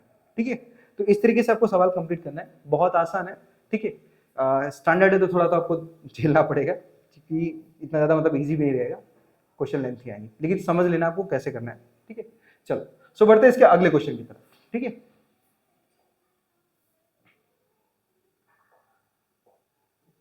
चलिए तो हम बात करते हैं क्वेश्चन नंबर 52 की। अब क्वेश्चन नंबर 52 में क्या बोला है कि a vessel is in the form of inverted corn, एक वेसल, एक बर्तन है जो कि इन्वर्टेड कॉर्न टाइप का है, कुछ इस तरीके से। आगे बोला गया हमारे पास कि it's height is 8 centimetre and the radius of its top, top का जो रेडियस है जो कि ओपन लिखा है which is open is 5 centimetre. तो ये जो कोन की हाइट है वो यहाँ पे दी गई है 8 सेंटीमीटर, और जो टॉप इसका ओपन है वो दिया हमारे पास, उसका रेडियस 5 सेंटीमीटर। आगे बोला गया है कि it is filled with water up to the brim, brim का मतलब होता है कि ऊपर तक भरा हुआ है पानी इसमें। अब टू फ्रेंड यश और आकाश, दो दोस्त हैं यश और आकाश नाम के, और वो खेल रहे हैं यहाँ पे लीड बॉल से। अब यश ड्रॉप लेट मतलब leads shots each of which is a shape sphere of radius 0.5 centimetre. तो यहाँ पे जो बॉल है ना, बॉल उसका जो क्या दिया हमारे पास जो स्फीयर है उसका जो रेडियस दिया है वो 0.5 सेंटीमीटर दिया है अकॉर्डिंग टू क्वेश्चन। अब इनटू द वेसल, अब ये बॉल्स को किसमें डाला जाता है, इस वेसल के अंदर डाला जाता है, तो इसका जो पानी है जो 1/4 है वो बाहर आ जाता है। तो आगे लिखा है कि flow out and find the number of lead source drop in the vessel. Okay, अब सीधी सी बात है, इसके अंदर डालेंगे ना तो उसमें कुछ ना कुछ तो कंपेयर करेंगे, और कंपेयर का मतलब क्या, दोनों तरफ हम इक्वल लगाएंगे। समझना, सवाल को मैं बहुत इजी बताऊंगा और थोड़ा शॉर्ट में। देखो सबसे पहले हम निकालेंगे यहाँ पे नंबर ऑफ बॉल, यहाँ पे बोला गया नंबर ऑफ बॉल निकालो, तो नंबर ऑफ बॉल को हम क्या करेंगे, यहाँ पे n मानेंगे, n, ठीक है। नंबर ऑफ बॉल को हमने n मान लिया, या फिर लिख सकते हैं let be number of ball is n, ठीक है। चलो अब यहाँ पे मैं निकालूंगा वॉल्यूम ऑफ वाटर, क्योंकि 1/4 बाहर निकलता है ना, तो पहले मैं देखूंगा वाटर का वॉल्यूम कितना है। तो मैं लिखूंगा यहाँ पे volume of water, volume of water, तो वो हमारे पास बनेगा किसका, वॉल्यूम ऑफ कॉन के बराबर बनेगा, वॉल्यूम ऑफ कॉन, क्योंकि जो वाटर है वो फिलअप है ना, वो किसके अंदर फिलअप है, कॉन के अंदर है, तो वो उसका कॉन के बराबर बनेगा, जो कि फॉर्मूला बनेगा हमारे पास पाई, सॉरी 1/3 इंटू में पाई r स्क्वायर h, ये फॉर्मूला होता है हमारे पास वॉल्यूम किसके, कॉन का।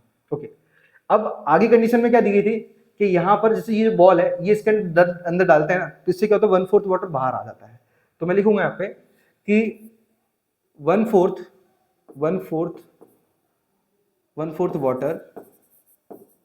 Water flow out from the cone, ठीक है। यहाँ पे जो लीड ऑन इट मतलब इसके अंदर जब बॉल डालते हैं ना, बॉल इसके अंदर रखते हैं या डालते हैं ना, तो क्या होता है 1/4 वाटर बाहर निकल आता है, तो उसके अकॉर्डिंग फॉर्मूला क्या बन जाएगा हमारे पास, वो बनेगा 1/4 इंटू में 1/3 पाई r स्क्वायर h, ठीक है। चलो तो मैंने ये तो क्या, ये कंडीशन निकाली है हमने, ये कंडीशन निकाली है। चलो अब आगे देखते हैं।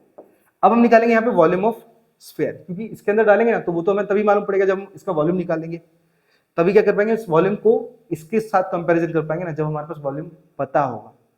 तो पहले लिखेंगे हम volume of sphere, number of sphere लिख रहे हैं वहां पे, नंबर ऑफ स्फीयर, क्योंकि सभी एक ही साइज के इसलिए स्फीयर। ओके, अब वो स्फीयर का क्या हमारे पास, तो मैं लिखूंगा यहाँ पे n क्या हमारे पास नंबर ऑफ स्फीयर आ गया। अब स्फीयर का वॉल्यूम क्या होता है, तो वो होता है 4/3 पाई r क्यूब, ये फॉर्मूला है हमारे पास इसका स्फीयर का। ओके, अब दोनों को हम कंपेयर करेंगे, तो मैं लिखूंगा अकॉर्डिंग टू क्वेश्चन।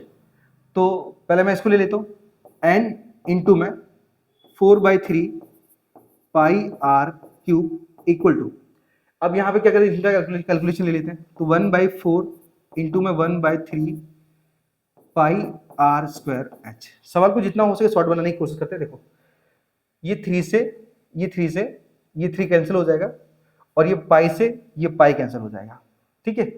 स्क्वायर याद रखना, r स्क्वायर कैंसिल मत करना, क्योंकि दोनों का रेडियस अलग अलग है। ओके, और कुछ कैंसिल हो रहा है, नहीं, और कुछ भी कैंसिल नहीं हो रहा है। ओके, तो हम आगे क्वेश्चन करते हैं डायरेक्ट। n इक्वल टू, अब ऊपर से 4 बचा, तो 4r क्यूब इक्वल टू, यहाँ पे हमारे पास सिर्फ 1 बचा है ऊपर, और यहाँ पे बचा हमारे पास r स्क्वायर h, मतलब 1/4 इंटू में r स्क्वायर h बचा है खाली। तो हम क्या करते हैं, फटक से इनकी कीमत रख लेते हैं। चलो मैं सेकंड पेज पे ले लेता हूँ। एक्चुअली मैंने n इक्वल में क्यों ले लिया, ये इंटू में ही रहेगा, ठीक है। तो n इंटू 4,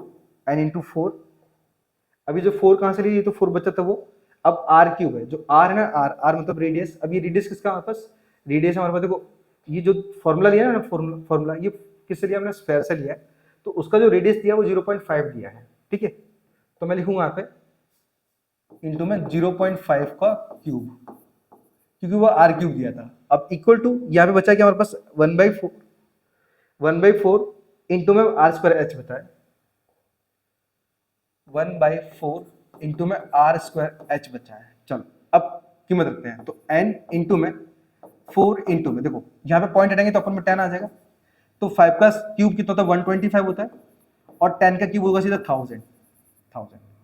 अब इक्वल टू 1/4 इनटू में जो रेडियस का स्क्वायर है ना, आर कितना दिया था हमारे पास, जो वेसल का रेडियस दिया था ना वो 5 दिया था, तो मतलब ये 5 का स्क्वायर हो जाएगा, 5 का स्क्वायर इनटू, और जो हाइट है, हाइट कौन की क्या दी थी हमारे पास, 8 दी गई थी, तो पहले 4 1 जा 4, 4 2 जा 8, पहले मैंने इसको कैंसिल कर दिया।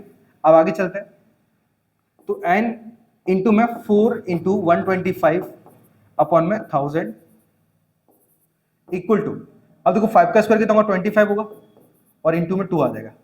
तो मैं क्या करता हूँ, पहले यहाँ पे देखो सामने से सामने वाली कीमत कैंसिल कर सकते हैं, इतना आपको पता होगा। तो देखो यहाँ पे 2 1 जा 2, 2 से ये 2 टाइम में कैंसिल हो जाएगा, 25 1 जा 25, 25 5 जा 125 होगा। ओके, अब हमारे पास बचा क्या, तो बचा हमारे पास n इंटू में 2 5 जा 10 अपॉन में 1000 आ जाएगा इक्वल टू, अब यहाँ पे सिर्फ अकेला क्या बचा हमारे पास, ओनली फॉर 1 बचा, तो पहले 10 से एक जीरो कैंसिल कर देंगे, तो यहाँ पे बचा सिर्फ n अपॉन में 100 इक्वल टू 1 बचा, 100 के उधर क्रॉस मल्टीप्लाई करेंगे तो n बराबर क्या आएगा हमारे पास, 100 आ जाएगा। ठीक है, तो हमारे पास जो नंबर ऑफ बॉल है ना, या फिर नंबर ऑफ लीड्स है ना, कितने होंगे हमारे पास, 100 होंगे। तो मैं लिखूंगा the number of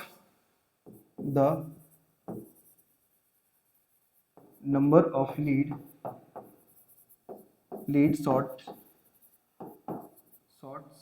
dropped 100 drop in the vessel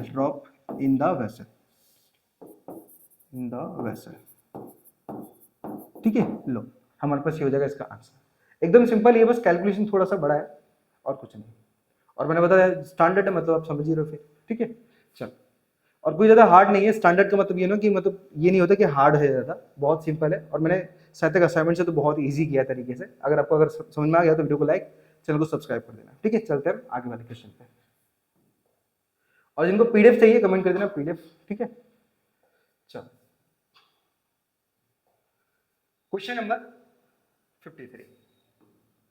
अब क्वेश्चन नंबर 53 में क्या बोला गया है कि a tent is in the shape of cylinder and surmounted by a conical top. Okay, एक सिलेंडर टाइप का हमारे पास दिया गया है। चलो, ये सिलेंडर दिया गया है और इसके ऊपर एक कॉन बना हुआ है, कॉन कुछ इस तरीके से। चलो, ये कॉन इस तरीके से बना गया है। अब आगे लिखा है कि if the height of the diameter of the cylinder part are 2.1 metre. Okay, हमारे पास जो डायमीटर दिया गया ना सिलेंडर का, वो 2.1 मीटर दिया है, 2.1 मीटर। अब आगे लिखा है हमारे पास, just wait, height and diameter. अच्छा, हाइट हमारे पास दी गई है 2.1 मीटर दी गई है। 2 मिनट, एक बार फिर से एक बार जांच लो अच्छे से। If the height and the diameter of the cylinder part are 2.1 और 4 मीटर। ओके, सिलेंडर की जो हाइट है ना वो 2.1 मीटर दी गई है, और इसका जो बेस है वो 4 मीटर दिया गया है।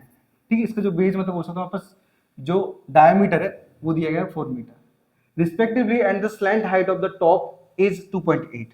ये स्लैंट हाइट दी गई है बस 2.8 मीटर दी गई है, किसकी, कौन की। तो find the area of the canvas used for making the tent, मतलब जो कपड़ा है ना, जो कपड़े से टेंट बनाया जा रहा है, उसका क्या करना है हमें, उसका एरिया फाइंड करना है। Also find the cost of the canvas of the tent of the rate of 500 पर मीटर स्क्वायर, मतलब 1 मीटर स्क्वायर का जो प्राइस है, ये जो कॉस्ट है ना वो 500 रुपए है। तो बताना है कि टोटल कॉस्ट कितना आएगा इस टेंट को तैयार करने में। ठीक है, अब the base of the tent will not be covered with canvas. ये भी हिंट भी दे दी गई है कि इसको बेस को कवर नहीं किया गया है, वो तो क्या है, अब टेंट बना रहा है तो अंदर क्या बिस्तर बिस्तर बिछा के सो ही जाएगा आराम से, जो भी है। चलो, तो इसको सवाल को करेंगे कैसे, पहले समझना। सबसे पहले हम क्या निकालेंगे यहाँ पे, इसका निकालेंगे CSA, ठीक है ना, CSA ऑफ टेंट निकाल दे, CSA ऑफ टेंट, ठीक है ना, CSA ऑफ टेंट निकाल रहे हैं हम। चलो, इक्वल टू, पहले लिखेंगे हम CSA ऑफ कॉन प्लस में CSA ऑफ सिलेंडर। ठीक है, दोनों का अलग अलग होगा इसलिए। नाउ अब CSA जो कौन है, कौन का जो CSA वो क्या होता है हमारे पास, पाई आर एल होता है, पाई आर एल प्लस में CSA ऑफ सिलेंडर क्या होता है हमारे पास, वो होता है हमारे पास 2 पाई आर एच इक्वल टू, अब देखो पाई आर यहाँ पे भी, पाई आर यहाँ पे भी है, और पता है कि दोनों का बेस मतलब कौन है ना किसके ऊपर रखा हुआ है, कौन रखा गया हमारे पास सिलेंडर के ऊपर, तो दोनों का रेडियस चेंज नहीं होगा, तो मैं पाई आर को बाहर कॉमन ले लूंगा, पाई आर बाहर ले लिया, अंदर बचेगा L प्लस 2H, ठीक है, क्योंकि H कॉमन नहीं आया इस वजह से। तो इक्वल टू पाई की कीमत दी गई है, मुझे नहीं दी है, तो कीमत रखो 22/7 इंटू रेडियस कितना दिया हमारे पास, तो रेडियस देखो हमारे पास क्या है, देखो जब डायमीटर 4 सेंटीमीटर का है तो रेडियस कितना होगा 2 मीटर का होगा, तो मैं यहाँ पे 2 लिख देता हूँ इंटू में। अब L कितना दिया है, L मतलब स्लेंट हाइट होता है, स्लेंट हाइट दिया हमारे पास 2.8 मीटर, 2.8 प्लस 2 और हाइट कितनी दी गई है हमारे पास 2.1 दी गई है, 2.1। चलो तो इक्वल टू 22/7 इंटू में 2 इंटू में 2.8 प्लस, अब 2 से 2.1 का मल्टीप्लाई करेंगे ना तो ये 4.2 हो जाएगा, 4.2, तो इक्वल टू 22/7 इंटू में 2 ब्रैकेट में, इनको मैं ऐड करूंगा ना तो 2 और 8 10 कैरी 1, 4 और 2 6, 6 और 1 7 हो जाएगा, मतलब 7.0 हो जाएगा, ठीक है।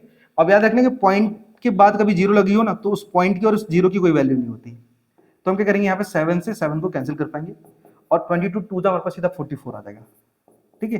तो हमारे पास इसका जो CS है ना ये 44 मीटर स्क्वायर होगा, मीटर स्क्वायर, ठीक है। तो ये हमारे पास निकला क्या, एरिया ऑफ टेंट निकला, ये टेंट, ये एरिया ऑफ टेंट आ गया। लेकिन अब हमें क्या निकालना है, कॉस्ट। अब कॉस्ट निकालना है, अब कॉस्ट कैसे निकालोगे, देखो हमारे पास एरिया क्या है, एरिया टेंट का दिया है 44 मीटर स्क्वायर इंटू में, अब कॉस्ट क्या दिया हमारे पास, तो दी गई 500 रुपीज अपॉन में मीटर स्क्वायर, मतलब 1 मीटर स्क्वायर की कीमत दी गई है ना हमारे पास 500 दी गई है, तो मैं कहूँगा मीटर से मीटर स्क्वायर कैंसिल कर दूंगा और इनका आपस में मल्टीप्लाई कर दूंगा, तो 5 4 जा 20 कैरी 2, 5 4 जा 20 और 2 22 हो जाएगा, जीरो कितने बचे 2, तो हमारे पास जो टोटल कॉस्ट होगी ना इस सिलेंडर के इस टेंट को तैयार करने की वो 22,000 होगी, ठीक है। और यही हो जाएगा इस क्वेश्चन का answer. I hope question number ये जो 53 है वो भी अच्छे से मालूम पड़ गया। हम चलते हैं फिर अगले क्वेश्चन की तरफ, नोट कर लो बहुत अच्छे से, सिंपल है, कोई ज्यादा हार्ड नहीं है, ठीक है। चलो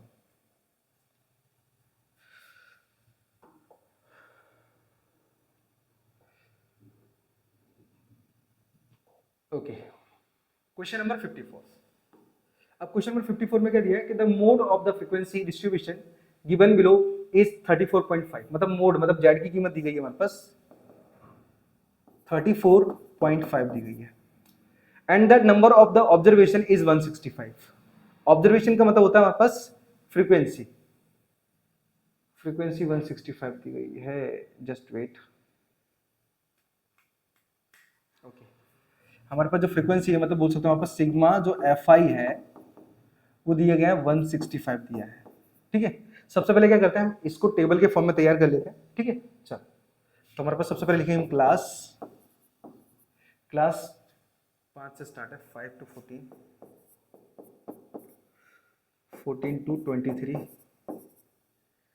कितना ऐड हो रहा है हमारे पास 6 3 9 ऐड हो रहा है 9, चलो 23 to 32, 32 to 41 and 41 to 50 and 50 to 59, ठीक है। चलो अब क्या ले लेते हैं, फ्रीक्वेंसी ले लेते हैं, फ्रीक्वेंसी मतलब FI, तो ये 5 11 A 53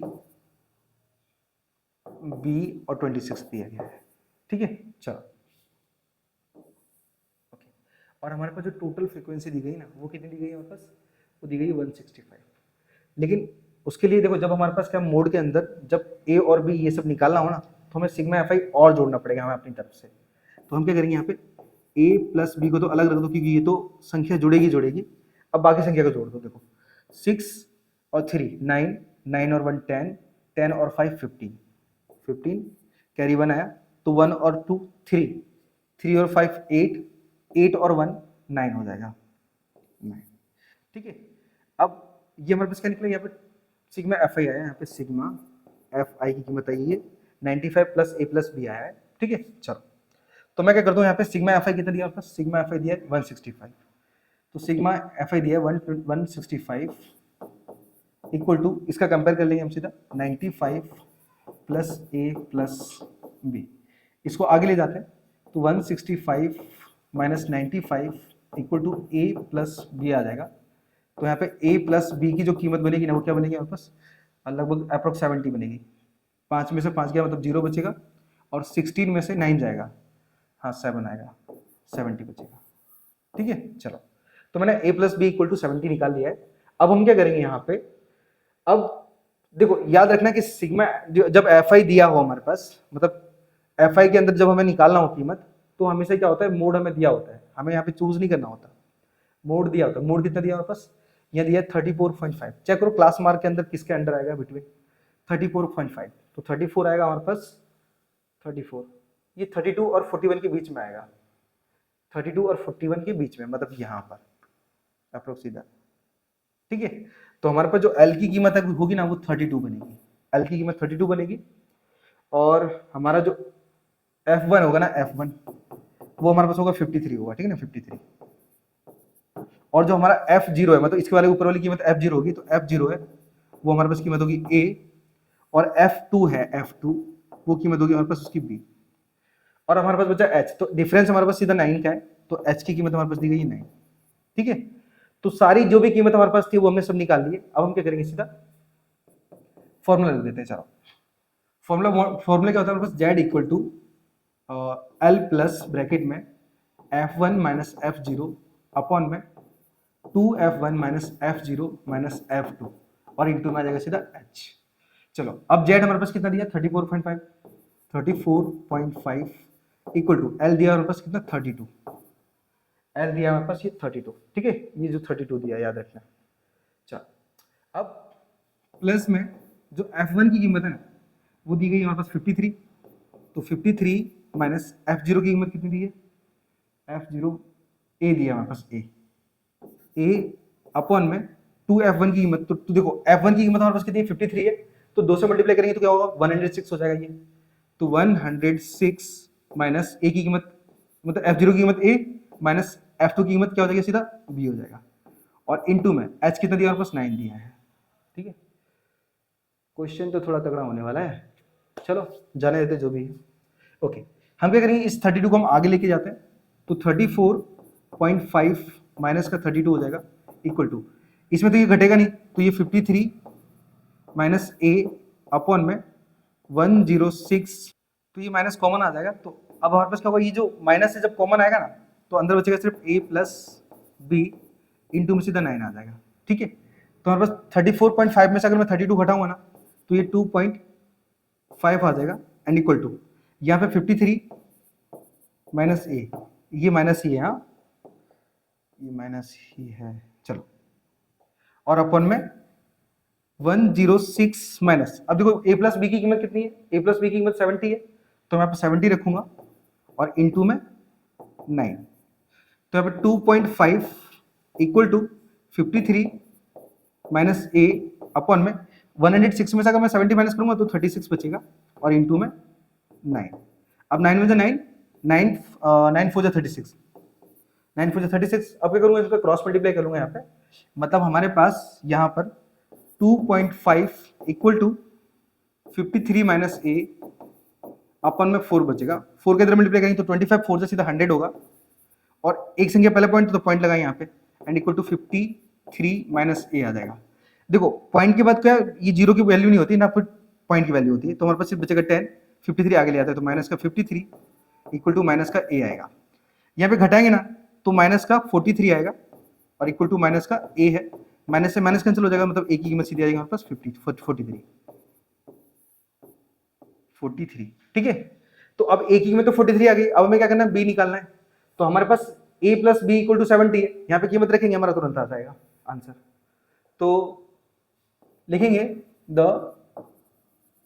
value of A put in equation 1, तो कीमत दी गई थी A plus B equal to 70 दी गई थी, तो A की कीमत कितनी हमारे पास, A की कीमत 43 थी, 43 प्लस बी इक्वल टू 70, इसको उधर ले जाएंगे तो B इक्वल टू 70 माइनस 43 आ जाएगा, तो B इक्वल टू 10 में से 3 जाएगा तो 7 बचेगा, 6 में से 4 जाएगा तो 2 बचेगा, मतलब B की कीमत 27 आएगी, और जो A की कीमत है वो हमारे पास 43 आएगी। तो ये हो जाएगा इस क्वेश्चन का आंसर। ठीक है, सो आई होप कि 54 के 54 क्वेश्चन आपको अच्छी तरीके से समझ में आ गए हो तो वीडियो को लाइक, चैनल को सब्सक्राइब कर देना। हम मिलते हैं सीधा नेक्स्ट वीडियो में नेक्स्ट पेपर सेट के साथ। तब तक के लिए राधे राधे।